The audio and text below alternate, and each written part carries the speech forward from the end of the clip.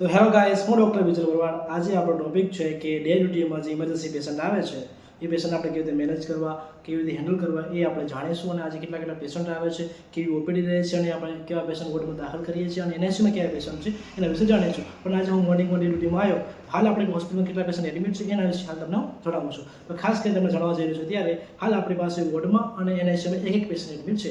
જેમાં આપણે જોવા જઈએ ત્યારે વોર્ડમાં એક પેશન્ટ એડમિટ છે જેનું કમ્પ્લેન એવી છે જે ન્યુમોનિયાનું કમ્પ્લેન, જે 4 યરનું બેબી છે અને બેબીને એવી કમ્પ્લેન છે કે સિવિયર ફીવર આવી જવું, ખૂબ જ વીકનેસ, મતલબ ધાવણ ધાવતું હોય પણ ધાવણ ના ધાવતું હોય, પછી ઉલટી થઈ જતી હોય, સિવિયર કફ હોય અને કફ પ્રેઝન્ટ હોય છે અને બુખાર મતલબ બહુ આવતો હોય છે. અને પેશન્ટની કમ્પ્લેન એવી હતી, પછી આપણે સીબીસી રિપોર્ટ કરાવ્યો અને એને શ્વાસ લેવામાં તકલીફ પડતી હતી, જેથી આપણે રિપોર્ટ કરાવ્યો. રિપોર્ટમાં WBC વધારે આવ્યા છે, CRP પણ વધારે આવ્યો છે, જેના કારણે આપણે એમને એડમિટ કરવાની જરૂર પડી છે. જેના કારણે આપણે ડાયગ્નોસ એવું મૂક્યું છે ન્યુમોનિયા. તો ન્યુમોનિયા બાળકોને થવાનું કારણ શું હોય છે? કેમ કે આ ઠંડીના કારણે, પછી ઠંડી વસ્તુ ખાવાના કારણે, અથવા બહારની ગમે ઠંડી વસ્તુ ખાતી છે પણ ધાવણ નથી હોય એના કારણે પણ થવાની શક્યતા વધુ હોય છે. એટલે ન્યુમોનિયા ડાયગ્નોસ કરવામાં આવ્યું છે. જેમાં આપણે ખાસ ધ્યાન રાખવાની વસ્તુ શું હોય છે? એક તો ઓક્સિજન બરાબર આપવું હોય, કેમ કે ઓક્સિજન ડાઉન આવતું હોય, કેમ કે કફના કારણે, મ્યુકસના કારણે બેબી છે એ ઓક્સિજન ના લઈ શકતું હોય, જેથી આવ થવાની શક્યતા ખૂબ જ વધી જતી હોય છે.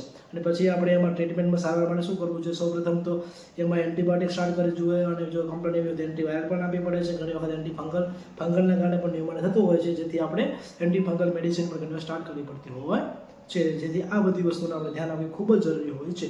અને એમને કલાકે ફીવર નોટ કરતો રહ્યો. પછી એ પેશન્ટને આપણે ઓવરનાઇટ એવી હિસ્ટ્રી છે એ કલાકે ફીવર આવે છે, મતલબ 2 કલાકે એક કલાક ફીવર ચેક કરતા જઈએ તો ફીવર આવે છે, જેથી આપણે એમને ફીવરની સિરપ પણ ચાલુ રાખી છે અને મોર્નિંગમાં એક ઇન્જેક્શન પણ આપ્યું છે. હવે આપણે બીજું પેશન્ટ છે જે આપણી પાસે એનઆઈસીયુમાં એડમિટ છે.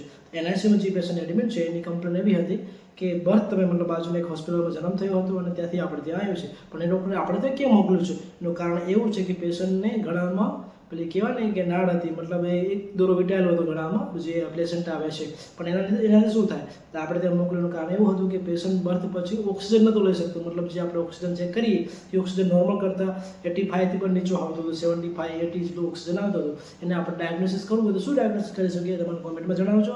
અને અત્યારે હું તમને કહી દઉં છું કે એમાં આપણે ડાયગ્નોસિસ કરીએ છીએ કે બ્રથ એસ્ફેક્સિયા, જેના કારણે શું થતું હોય છે કે બેબી બરાબર ઓક્સિજન ના લઈ શકતું હોય, એના ફેફસા બરાબર એટલા ખુલ્લા હોય, મતલબ અંદર એટલી કેપેસિટી ના હોય ઉપર ઓક્સિજન લઈ શકે, જેથી આપણે એનઆઈસીયુમાં એડમિટ કરવું પડે છે. અને એનો મિનિમમ 12 અવર to 10 અવર એનું ઓક્સિજન પ્રોપરલી આપવું પડે છે, જેથી એ બરાબર ઓક્સિજન લઈ શકે અને પછી નોર્મલ કન્ડિશનમાં આવી શકે. એમાં પણ આપણે જરૂરી છે O2 આપવું જોઈએ અને બરાબર પ્રોપરલી O2 સાથે એન્ટીબાયોટિક પણ એન્ટીવાયરલ મેડિસિન પણ સ્ટાર્ટ કરવી પડી હોય છે.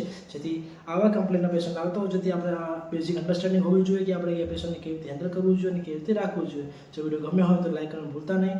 Thank you so much. જો મળીએ કાલના બ્લોગમાં. જો વિડીયો ગમ્યો હોય તો લાઈક કરવાનું ભૂલતા નહીં. Thank you so much.